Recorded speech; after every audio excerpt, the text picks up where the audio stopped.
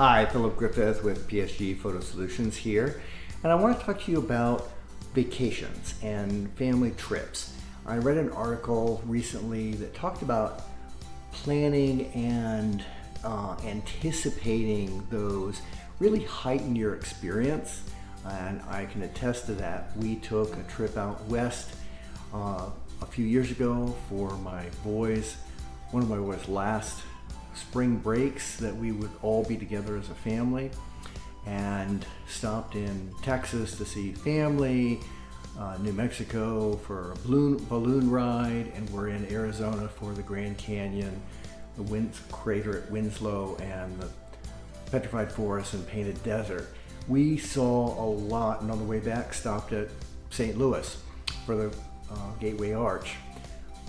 But one of the things that helped us do was to plan ahead to say what pictures were we going to take so that we could remember these experiences, especially since we had planned ahead. And when we did get back, we put them almost immediately up on a digital frame so we could actually see them. And then my wife made a book with the highlights of the different things that we did and saw. And one of the things that we learned is, as the boys started processing these, they started telling stories, and what they were talking about on the trip was not what they were remembering and seeing as the highlight once we got back.